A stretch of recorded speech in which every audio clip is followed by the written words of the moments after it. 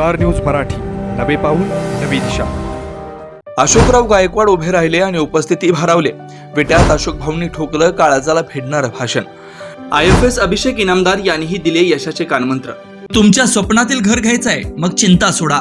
विटा कराड हायवेवरील मेन रोडवर प्रथमच उभा राहतोय डायमंड आर्केड. हा 11 मजली tower, RERA approved project.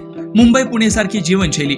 45 shops, 15 offices, 42 flats, walking track, मंदिर, गार्डन, जिम, स्विमिंग पूल, सतर्क सिक्युरिटी, CCTV कॅमेरे, बेसमेंट पार्किंग, तसेच इंडोर क्लब हाऊस व अन्य सुसज्ज व सर्व सोयी सुविधा. तर मग आजच बुक करा. संपर्क राजू पाटील किर्दत, हनुमंत किर्दत. विट्यात एक असे नेते आहे की ज्यांचं भाषण ऐकण्यासाठी अनेक जण आतुरलेले असतात. त्याची संधी काल विट्यात अनेकांना आली.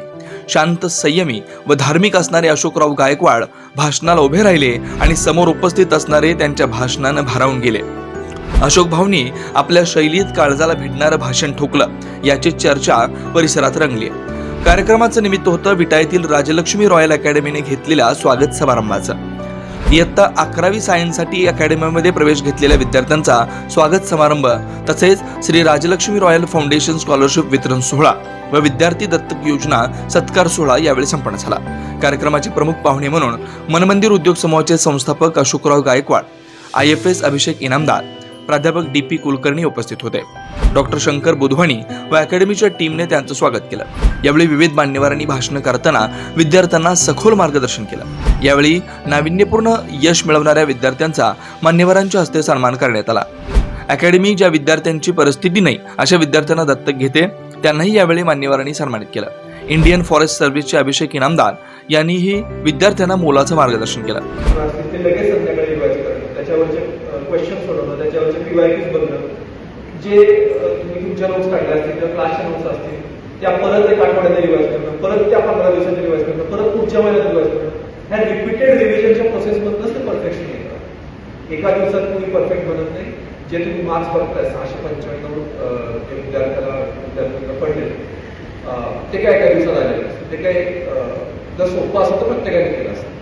आता मी तुम्हाला सांगितलं की हे असं असं असं करा. जे हे केलं तर तुम्हाला एवढे मार्क पडते, चांगले मार्क पडते, तुम्हाला चांगलं कॉलेज मिळेल. तरी मला माहिती आहे तुमची 100 लोक जरी असेल त्यातलं एक विद्यार्थी मात्र करेल. कारण मोटिवेशन किंवा प्रेरणा देणं सोपं असतं. आज मला काकांनी बोलवलं की मुलांना प्रेरणा द्यायला. प्रेरणा देणं सोपं आहे. तुम्ही काहीतरी 4 गोष्टी करून तुम्हाला वाटेल की अरे वा मी पण करू शकतो. पण प्रेरणा इज रनिंग, प्रेरणा इज मोमेंट आहे किंवा मोटिवेशन इज मोमेंट आहे. सगळ्यात महत्वाचं डिसिप्लिन. आणि ते तुमचं तुम्हाला तुम्ही लावून घ्यायचं पाहिजे. ती हॅबिट बनली पाहिजे की हा आज माझा मूड नाहीये तरी पण अभ्यास करायचा आहे, हो करायचा. का करायचं? तर डिसिप्लिनचा पार्ट आहे, माझ्या तो सवयीचा पार्ट आहे. ते जेव्हा तुम्ही रोज 6 तास 8 तास 10 तास करत राहिला पुढचे 1 वर्षभर किंवा जे 11वी लागले 1.5 वर्ष 2 वर्ष, तेव्हा तुम्हाला रिझल्ट दिसेल. जर तुम्ही मोटिवेशनची वाढ बघत राहिला की नाही आज मूड नाहीये, आज नाही नको करायला, तर मग ते मोटिवेशन ज्या दिवशी त्या दिवशी तुम्ही 16 तास अभ्यास करा, पुढचा आठवडा सांगा. असं नाही चालत. Discipline is much much much more important than motivation. पण मोटिवेशन हे टेम्पररी असतं. ही एक गोष्ट तुम्ही नक्की लक्षात. उपस्थितांसाठी नितीन गवळी यांचा मनोरंजनाचा कार्यक्रम ठेवण्यात आलेला होता. शेवटी अशोकराव गायकवाड यांच्यावर भाषणाची संधी आली त्यावेळी त्यांनी संधीचं सोनं करत काळजाला भिडणारं भाषण केलं. त्यांनी आपल्यावर आलेले प्रसंग व मी कसा त्यातून घडलो याचं कथन केलं. यावेळी त्यांनी अनेक सल्ले उपस्थितांना दिले. मात्र गेल्या अनेक दिवसांपासून चर्चेत असणाऱ्या अशोक भाऊंनी अखेर दमदार भाषण ठोकलंच. याची चर्चा विट्यात रंगली होती. बघूयात यावेळी काय म्हटले अशोक गायकवाड यांनी. तुमच्यासाठी खास वेळ पडता. एका बाजूला कुलकर्णी बसले, एका बाजूला इनामदार बसले. दोघांच्या मधून माझ्या बुद्धीत काय सिरले होतं. त्याचबरोबर शंकर सर आणि त्यांचे वडील माझे प्रेरणा पाहणार.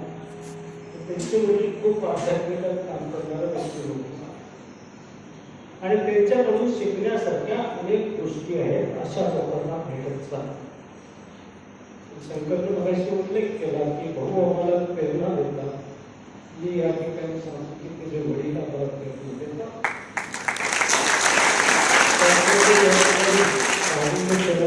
त्यांचंही लेक्चर आहे. मुलांनो, आयुष्यामध्ये जर मोठं व्हायचं असेल तर पैशांची आवश्यकता लागत नाही. मी झिरो क्लबचा मेंबर आहे. झिरो क्लब कळतं का? धीरूभाई नेहमी सांगायचे, पतंगराव कदम नेहमी सांगायचे, आणि झिरो क्लबचे मेंबर आहोत. आर्थिक परिस्थिती नसताना, मी सरांना सांगितलं, आर्थिक परिस्थिती नसताना शाळेमध्ये जाणं आणि शिक्षण घेणं एवढी सोपी गोष्ट नाही. माझी फी माझे शिक्षक भरले आणि शिक्षक घरी येऊन मला सांगत होते, अरे अशोक, शिकलं पाहिजे ना, आणि शिक्षणासाठी नेहमी प्रयत्न केला पाहिजे. तुझ्याकडे पैसे नसले तर सगळी फी भरायची मी व्यवस्था करतो. त्या प्राध्यापकांचं नाव आहे मोकाशी, आणि दुसरे सोकाशी म्हणून होते. मोकाशी एक्सपायर झाले, सोकाशी अजून आष्टामध्ये जीवन होते. या ठिकाणी तुम्हाला अशी प्रेरणा देऊन जाईल की तुमच्या आयुष्यामध्ये बदलच घडेल. कारण ज्याच्याकडे काही नाही असा माणूस जर आयुष्यामध्ये नंतर सकाळी चहा प्यायला येतो, काही नसणारा माणूस आहे, येताना गाडी दुसरी असते, दिवसभर फिरतो, गाडी दुसरी असते, आणि संध्याकाळी जेव्हा एखाद्या वेळेस जातो कुठं बाहेर, तेव्हा गाडी तिसरी असते. ज्या माणसाला शाळेमध्ये जाताना सायकल नव्हती, ज्या माणसाला स्लीपर मिळत नव्हते, आज इथं विचारलं की विद्यार्थी, मी 11वीला ज्यावेळेला शाळेला गेलो तर माझ्या अंगावरती पांढरी विचार होती, मला पॅन्टही नव्हती. या परिस्थितीतून मी पुढे आलो.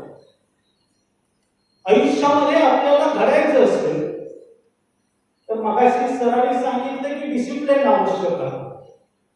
मी माझं डिसिप्लिन विद्यार्थ्यांना तुम्हाला मुद्दा होऊन सांगतो.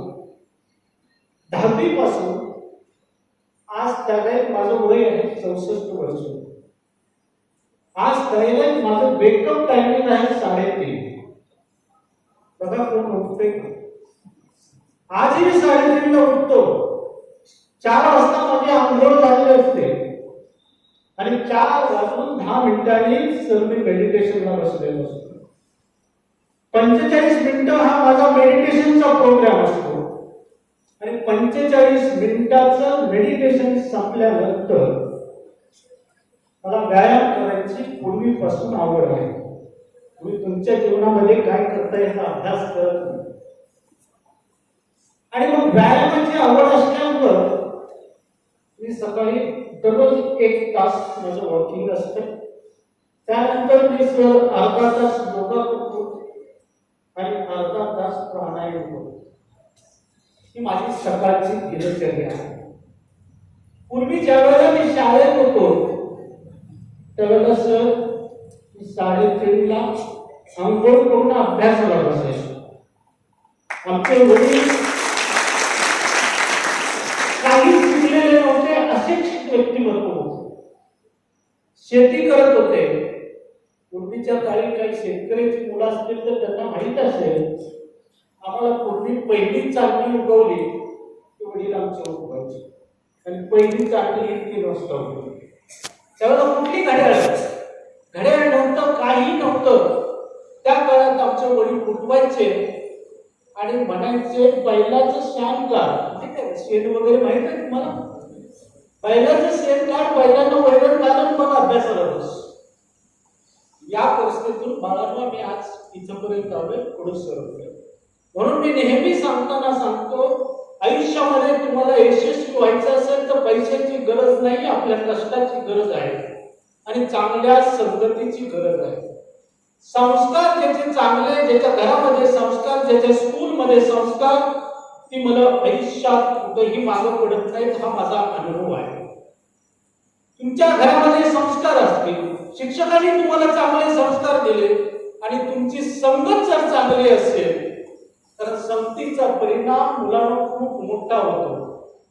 संगत आपली एखाद्या पिणाऱ्या मुलाशी असेल, चोऱ्या करणाऱ्या मुलाशी असेल तर ती सवय आपल्याला लागते. अशा संगती आयुष्यात कधी धरू नका. ज्याच्यामध्ये चांगले गुण आहे आणि माणसांना भेटायची सवय लावून द्या. तुमच्या वयामध्ये होतो त्यावेळेला मला वयस्कर माणसांना भेटायची खूप इच्छा असायची. त्यातूनच तुमच्या वडिलांना मी भेटत होतो. आणि या वयस्कर माणसांचा अनुभव आणि त्यांचं ज्ञान, प्रचंड ज्ञान असतं. मी कधी कधी गमतीवारी सांगतो, शाळेचा सिलेबस संपला की संसाराचा सिलेबस चालू होतो. आणि तो संसाराचा सिलेबस हा शाळेच्या सिलेबस पेक्षा खूप वेगळा असतो. तो सिलेबस पूर्ण करणे खूप अवघड असते. इथं तुम्हाला प्राध्यापक काऊन शिकवतील, तुम्हाला अभ्यास करावे लागतील, पण त्या क्षेत्रामध्ये कावणारं कोण नसते. कावणारी एकच व्यक्ती असते आणि या साईडला बसते. ही वस्तुस्थिती आहे. मग ह्या सगळ्या गोष्टी पार करत असताना आम्ही यशस्वी कसं झालो. आणि अनेक उद्योग क्षेत्रामध्ये वनमंदिर उद्योग समूहाचं नाव आहे. ज्या ज्या क्षेत्रामध्ये मी उद्योग उभा केले त्या क्षेत्रामधला परिपूर्ण असा अभ्यास केला. ज्ञानाशिवाय या जगामध्ये काही नाही. ज्ञान सर्वश्रेष्ठ आहे आणि ज्ञान जगाच्या बाजारामध्ये पुस्तकी ज्ञानानं माणूस मोठा होतो असा मी मानणारा माणूस नाही. स्वतःच्या अनुभवावरनं माणूस मोठा होत असतो. त्याला जेवढे अनुभव जास्त येतील तेवढा तो शिकण्याचा जास्त प्रयत्न करतो. मला अनेक शंकर उद्योगामध्ये पहिल्यांदा लॉसेस व्हायचे आणि मी विचार करायचे की उद्योगात आपल्या लॉस का होतोय. काय काय वेळेला अधिकाऱ्यांना 12 वाजता लढवले आणि उद्योगात लॉस होत होता की आपल्या ज्ञानाची माणसं आपण अपॉइंटमेंट केली म्हणून आपल्याकडे उद्योगामध्ये लॉस होतोय. ही गोष्ट माझ्या लक्षात आली. म्हणून मी पुन्हा एक गोष्ट शिकलो, त्या लोकांच्या पासून शिकलो की कुठलाही उद्योग व्यवसाय उभा केला तर पहिल्यांदा त्याचं ज्ञान आपल्याला स्वतःला असलं पाहिजे. स्वतःला ज्ञान असेल तर आपण इतरांना मार्गदर्शन करू शकतो सर. आणि स्वतःच्या ज्ञानावरती आपण इतरांचे संसार पण उभं करू शकतो. मगाशी सरांनी सांगितले की भाऊने आम्हाला मदत केली. मी मुद्दाम या ठिकाणी उल्लेख करेन, अनेक लोक तुमच्या क्षेत्रात आहेत. मग कोणी मेडिकलचा तुमचा उल्लेख केला आहे. मेडिकल क्षेत्रात सरांचं काम खूप मोठं आहे आणि मेडिकल क्षेत्रातली काही मुलं शून्यातली मुलं आहेत. आज ती मुलं करोडपती आहेत. तुम्हाला त्या मुलांचे लेक्चर कधीतरी बुधवारी ऐकवतील. कारण शून्यातल्या माणसाला ओळखणं, त्या शून्यातल्या माणसालाच कळतं की हा मुलगा कर्तृत्ववान आहे किंवा नाही.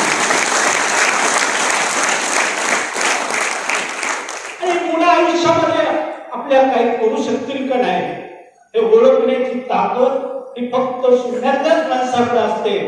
आणि त्या माणसानं जर एखाद्याच्या पाठीवरती हात ठेवला तर ती माणसं कुठली जाऊन बसतात. मी मुद्दाम या ठिकाणी एकाच गोष्टीवरती भर देईन. आपल्याला आयुष्यात मोठं व्हायचं असेल तर ज्ञान घ्यायला कुठेही कमी पडू नका. मगाशी सरांनी सांगितलं लाजायचं काय काम नाही.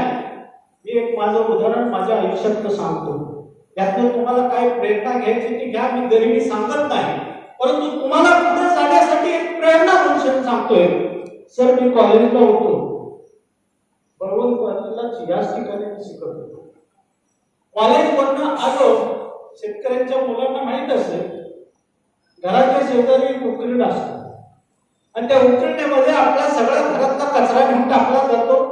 जनावरांचं गोबर त्याच्यामध्ये टाकलं जातं. आणि असाच एक उकरडा या गावामध्ये माझे वडील घ्यायचे. ते व्यवसायाने डॉक्टर होते. त्यांच्या घरापाशी गायी वगैरे भरपूर होत्या आणि ते माझे वडील घ्यायचे. आमचं कॉलेज सुटलं की पहिल्यांदा यायचं आणि त्या वडिलांच्या वशीत जायचं. त्यावेळी पहिल्यांदा यायचं आणि त्या वडिलांच्या वशीत जायचं. त्यावेळेला वडील मला म्हणणार, मला पाठी भरतोयस का डोक्यावर टाकतोयस. दोन्ही पैकी एक काम स्वीकारायचो. आणि सर मी ती पाठी डोक्यावरती घेऊन शना बैलगाडीमध्ये भरत होतो. त्यावेळेला माझ्या वर्गातली मुलं आणि मुली तिथून ब्राह्मण गल्लीमध्ये जात असताना अरे अरे आपला हा गायकवाडच आहे का, हा खूप गरीब दिसतोय, त्याच्याकडे काय नाही आहे. मी त्यावेळेला ती सिंगल पण ऐकली. मी मुद्दाहून आज सांगतो, मी ज्या ज्या ठिकाणी जातो त्या ठिकाणी माझे हे क्लासमेट ज्यावेळेला मला भेटतात त्यावेळेला वाचून नमस्कार करतात की भाऊ आपण एवढे मोठे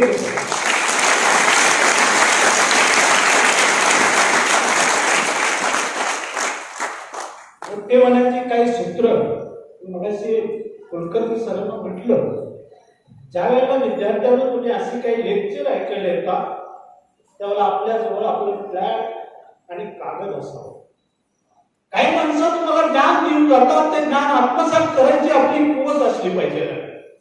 आपण नुसतंच ऐकलं तर ह्या कारणाने ऐकतो आणि इकडून सोडून देतो. मी मगाशी सरांना सांगत होतो, मी अजून पण रॉबिन शर्माची पुस्तकं वाचतो आणि त्या रॉबिन शर्माच्या पुस्तकातून जे ज्ञान मला मिळतं त्या ज्ञानाच्या सर्व टिपण्या तयार करून मी कॅम्प्युटरला भरत असते. अशा टिपण्या कमीत कमी वर्षभरामध्ये माझ्या 1000 ते 1500 टिपण्या तयार होतात.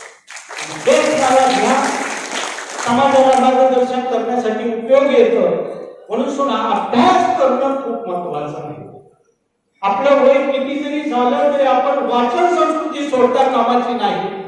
दररोज आपल्याला वाचायची सवय असली पाहिजे आणि चांगल्या चांगल्या लेखकांची पुस्तकं गोळा करून आणणं हेही आपलं कर्तव्य आहे. मुलांच्या बरोबर पार्टीमध्ये किंवा मैत्रिणींच्या बरोबर पार्टीमध्ये जाऊन पुस्तक आपल्या खाण्यापिण्यावरती खर्च करण्यापेक्षा मी मुद्दाम या ठिकाणी सांगेन, मी ज्यावेळेला सर पुण्यामध्ये जातो त्यावेळेला क्रॉसवर्डला आवर्जून जातो आणि क्रॉसवर्डला जाऊन चांगल्या चांगल्या लेखकांची पुस्तकं दर महिन्याला 2000 रुपयाची खरेदी करून आणतो आणि ती 2000 रुपयाची आणलेली पुस्तकं मी महिनाभर वाचत असतो. पुन्हा पुण्याला गेल्यानंतर पुन्हा ती पुस्तकं घेऊन येत असतो. पण मला अलीकडचा अनुभव असा आला की काही मित्र येऊन भेटतात आणि म्हणतात हे पुस्तक खूप छान आहे, हो मला हे पुस्तक द्या. मी पुस्तक दिले की ते परत कधी माघारी येत नाही. म्हणून मी या ठिकाणी सल्ला देईन, चांगले लेखक काही पुस्तकं कोणालाही देऊ नका, आपले आपण ठेवा आणि त्याचा अभ्यास कायम करत जावा. मी या ठिकाणी अजून काही मार्गदर्शन करत जात असताना मी मुद्दाम या ठिकाणी आयुष्यामध्ये आपल्याला यशस्वी व्हायचं असेल तर यशस्वी कोण होतो या गोष्टीचा आपल्याला अभ्यास करावा लागतो. मी तसा पतंगराव कदमांचा मित्र, त्या माणसानं अगं काम उभा केलं, त्या कामाची प्रेरणा घेऊन आम्ही अनेक क्षेत्रामध्ये आम्ही उभं राहिलो आणि त्या माणसाच्या कामाकडे पाहून आणि लोकांना मोठं करण्याची त्यांची सवय पाहून मलाही त्या सवयी लागल्या. म्हणून मी मगाशी सांगितलं की आपले असणारे मित्र चांगले असावे. मित्र चांगले असतील तर आपल्या आयुष्यामध्ये प्रगती करायला मार्ग मोकळा होतो. तुम्हाला जर आयुष्यात सफल व्हायचं असेल तर पहिल्यांदा रागावरती नियंत्रण ठेवा. राग हा माणसाचा पूर्ण मोठा शत्रू आहे. मी माझ्या आयुष्यात मला किती जरी राग आला तर कधी वेळी तो राग दुसऱ्यावरती व्यक्त करत नाही. मी मलाच प्रश्न विचारतो, समोरचा माणूस आपल्याशी असा का वागला, आणि त्याचं आत्मचिंतन माझं मी करत असतो. मी कुणावरती कधी द्वेषानं मत्सरानं कधी बोललो नाही आणि बोलायची माझी सवयी पण नाही आहे. तर क्रोधावरती ज्यानं नियंत्रण केलं त्या माणसाला आयुष्यामध्ये पुढे जायला खूपच संधी मिळते. जी माणसं रागीट असतात, छोट्या छोट्या गोष्टीवरती रागवतात, ती आयुष्यामधली चांगली माणसं गमावून बसतात. चांगली माणसं गमवायची नसतील तर तुम्ही रागावरती पूर्ण नियंत्रण ठेवलं पाहिजे. हा माझा पहिला मुद्दा आहे. सगळ्याच विद्यार्थ्यांनी ही अपेक्षा होती की तुम्ही पॅड आणि आपला कागद बरोबर आणा. अरे तुम्हाला हे आयुष्यामध्ये बरंच काही शिकून जाईल. हे जर तुम्ही पॉइंट्स बरोबर घेतले तर तुम्ही आयुष्यात कधीच अपयशी होणार नाही. अपयशी झाला तर मला विचारा. ठीक आहे, क्रोधावरती नियंत्रण ठेवायला शिका. आज तुमचं तरुण वय आहे. तरुण वयामध्ये अनेक गोष्टी मुला मुलींना आकर्षित करण्यासारख्या असतात. त्या आकर्षणापासून दूर राहा. आपल्या ध्येयाला प्रेरित होऊन मगाशी सरांनी सांगितलं तुम्हाला काय व्हायचंय ते अगोदर ठरवा. तुमच्या आयुष्यामध्ये तुम्हाला काय बनायचंय. IAS IPS बनायचंय, डॉक्टर बनायचंय, हेच तुमचं वय आहे. इंजिनियर बनायचंय, उद्योगपती बनायचंय, जे काय बनायचंय ते तुम्ही आता ह्या वयामध्ये ठरवून टाका आणि त्या दिशेने आपली पावलं उचलायला तयार राहा. म्हणून आकर्षणापासून दूर राहा. आता आकर्षण कुणाला कशाचंही असू शकतं. मी बऱ्याच गमतीनं सांगतो, पूर्वीच्या काळी माणूस झोपला त्याच्या शरीराला विश्रांती मिळत होती, परंतु आताच्या काळी माणूस झोपला त्याच्या मोबाईलला विश्रांती मिळते, त्याच्या शरीराला नाही विश्रांती मिळते. आणि त्याचा विचार सातत्यानं चालू असतो. तो झोपलेला असला तर विचारात मग्न असतो आणि मग कुणाचे तरी दुसऱ्याचे विचार करत असतो. स्वतःसाठी विचार करत नाही. दुसऱ्यांच्या विचारामध्ये अडकलेली जनता 21व्या शतकामध्ये लोकांचं भलं करण्यापेक्षा लोकांचं वाईट कसं होईल ह्या बघणाऱ्या माणसांची संख्या वाढलेली आहे. या ठिकाणी इथं विट्यामध्ये एक ओम शांतीचं केंद्र आहे. तुम्ही जातो का त्या ठिकाणी? जातो कोणी नाही. या ठिकाणी जाता जाता दुसरे ज्ञान दिवसाला जातो. तुम्हाला आयुष्यात मोठं व्हायचं असेल तर नुसत्या पुस्तकी ज्ञानावरती तुम्ही मोठं होणार नाही, तर त्याच्यासाठी आध्यात्मिकाची गोडी असावी लागते. त्याला आध्यात्मिकाच्या ज्ञानाची जोडी असावी लागते. ही जर गोडी असेल आणि आध्यात्मिक ज्ञानाच्या विचाराची जोडी असेल तर तुम्ही कुठेही डगमगणार नाही. आयुष्यात किती मोठं संकट आलं तर ती संकट परतावून लावायची ताकद तुमच्यामध्ये निर्माण होईल. म्हणून मी मागाशीच म्हणता म्हणून गेलो, पुस्तकी ज्ञानानं माणूस मोठा होतो असा मानणाऱ्यातला मी माणूस नाही. ज्याच्याकडे आध्यात्मिक ज्ञान आहे त्याच्यानंतर पुस्तकी ज्ञान आहे अशीच माणसं मोठी होतात. आध्यात्मिक ज्ञानाची आयुष्यामध्ये तुम्हाला खूप मोठी गरज आहे. मग कुणी ओम शांतीच्या सेंटरला जावा, कुणी ज्ञानेश्वरी वाचा, कुणी भगवद्गीता वाचा. प्रत्येकाला जो जो आवडीचा ग्रंथ असेल तो वाचायला शिका. आणि तुम्ही ह्या सगळ्या गोष्टी वाचल्या तर तुमचं आयुष्य भविष्यातलं खूप सुखकर असं आयुष्य जाईल.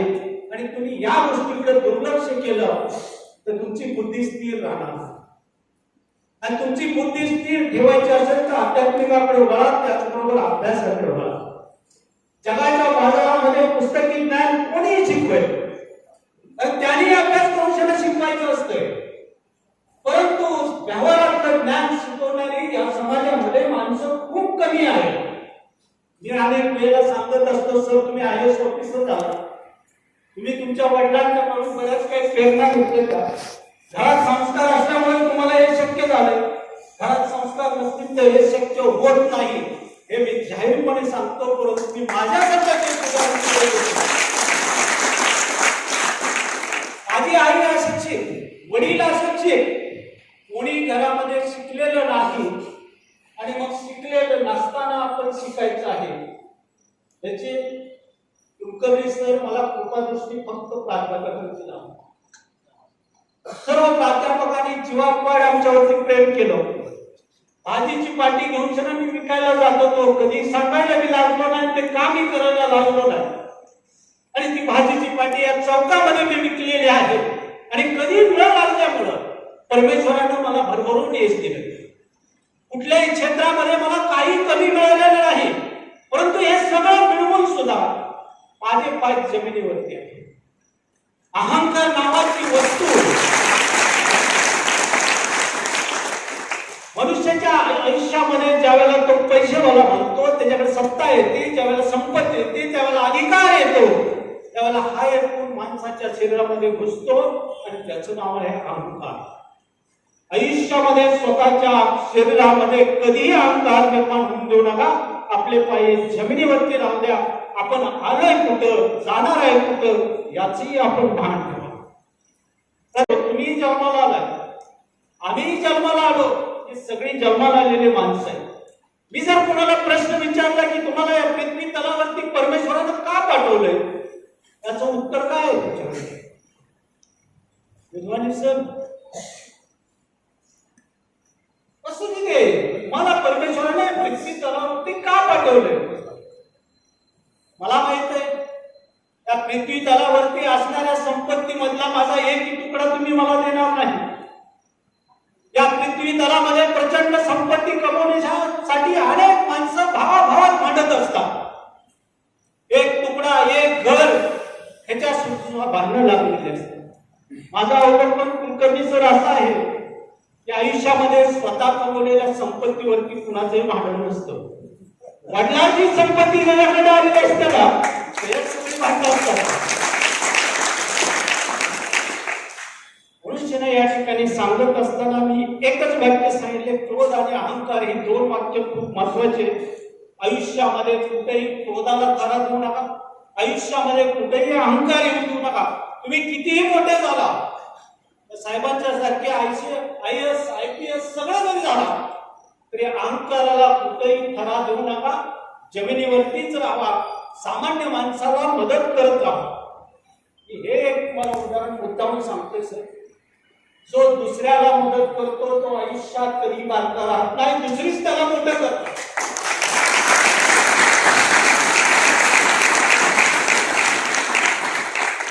जर तुम्ही दुसऱ्याला, आपल्याकडे असणारं ज्ञान दुसऱ्याला देत चला आणि त्या ज्ञानावरती अनेक माणसांचे जर संसार उभे राहिले तर त्यांचे आशीर्वाद तुम्हाला मिळतील, तुम्ही मोठे व्हाल.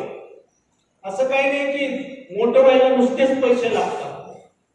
सामान्य माणसाचे आशीर्वाद घ्यायला शिका. आपल्या दोन गोष्टी झाल्या, एक क्रोधावरती नियंत्रण, दुसरं काय झालं, अहंकार. तिसरी गोष्ट जाता जाता सांगून गेलो, वासना.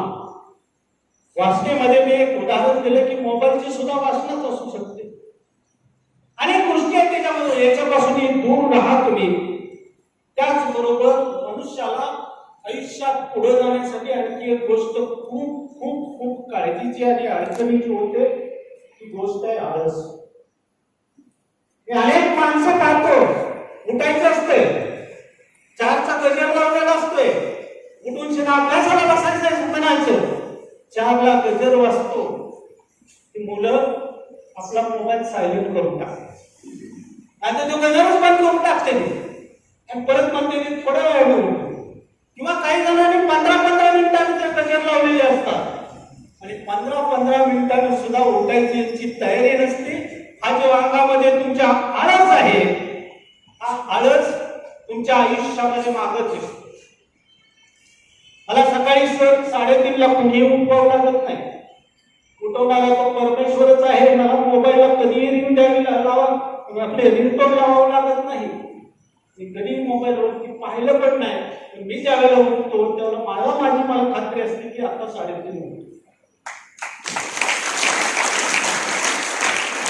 ही माणसं आध्यात्मिकात काम करतात, त्याचं आयुष्य परमेश्वर सुखद करत असतो. त्याला कुठल्याही वस्तूची गरज पडणार नाही. आणि ज्या माणसांना लालच प्रचंड आहे, मला आता लालच असायचं तेवढा काही आवश्यकता नाही, परंतु आपल्या आई वडिलांच्याकडे बघा, आपल्या शेजाऱ्यांच्याकडे बघा, आपल्या वैभवतांच्याकडे बघा, जी लालच ज्यांच्याकडे आहे ती माणसं नेहमी अडचणीत येतात. लालच सोडायला शिकलं. सर माझ्याकडे अनेक करोडची संपत्ती जरी असली तर मी ज्या ज्या क्षेत्रामध्ये जातो, ज्या ज्या ऑफिसमध्ये जाऊन बसतो, त्यावेळेला जाताना माझ्या मनामध्ये एकच विचार असतो, हे तुझं नाही. हे जे तुला परमेश्वरानं उभा करायला लावलंय, हे सगळं लोकांच्यासाठी उभा करायला लावलंय. अनेक लोकांच्या हाताला काम देण्यासाठी उभा करायला लावलेलं आहे. आणि हे कार्य करण्यासाठी आपण या पृथ्वी तलावरती जन्माला आलो.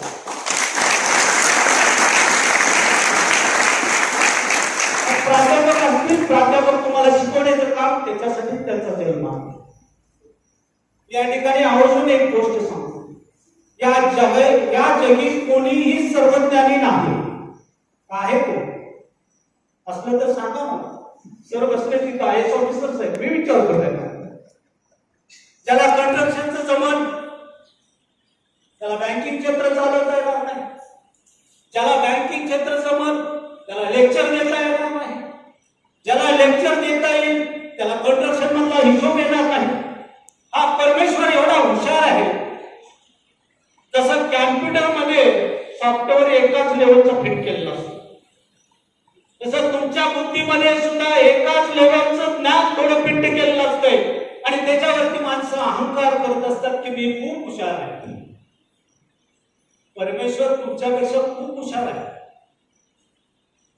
तुम्हाला मन आहे ना, समजून घ्या सगळ्या गोष्टी. भुका लागल्या असल्या तरी ऐका. हे परत मिळणार नाही. मला सरांनी बोलवलं तर मी येईन असं काही नाही. काय सांगितलं मी आता?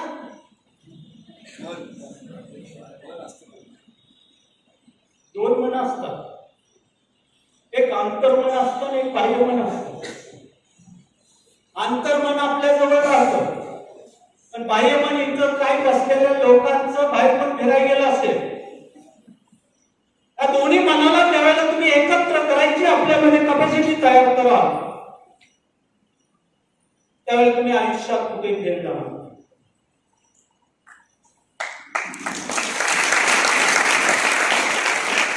कारण बाह्यमन नेहमी माणसाला खुणवत असतं आणि माणूस बाह्य मनाच्या पाठीमागे पळत असतो. आणि बाह्यमन चांगल्या मनाला नेहमी असं काही सांगता येत नाही, चांगल्या विचाराला नेहमी असं काही सांगता येत नाही. म्हणून शिना अंतर्मुख व्हायला शिका. अंतर मनाला विचार. तुमचा हा देह आहे, हा देह जो निर्माण झाला आहे पृथ्वीवरती, हा कुणी तयार केला? मी म्हणा की आमच्या आई वडिलांनी हा तयार केला. आई वडील हे निमित्त मात्र आहे. कारण प्रत्येकाचा देह हा परमेश्वराच्या कृपेनेच निर्माण होतो हे मानणारी एक व्यक्ती आहे.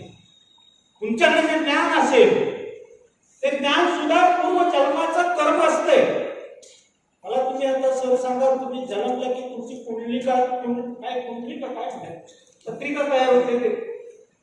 ती पत्रिका कशी तयार होते? ब्राह्मण सगळे पत्रिका तयार करून देतात. ती पत्रिका कुठली असते? त्याला त्याचं आयुष्य माहित नसते आणि भविष्य काय सांगणार आणि तुमच्या त्या पत्रिकेवरती विश्वास ठेवून आपण पुढे काय जाणार हो.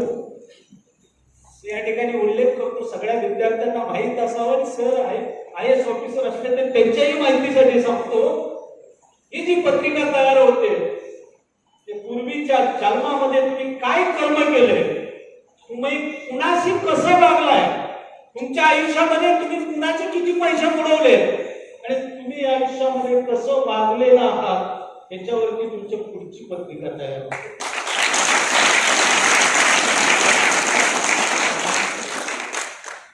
कर्म माणसाला आयुष्यात खूप महत्वाचं आहे. गेल्या जन्मामध्ये तुम्ही काय कर्म केलं? मी म्हणतो जाऊ द्या, गेला जन्म तुम्हाला सुद्धा माहिती आहे की कुठल्या जन्मात होता.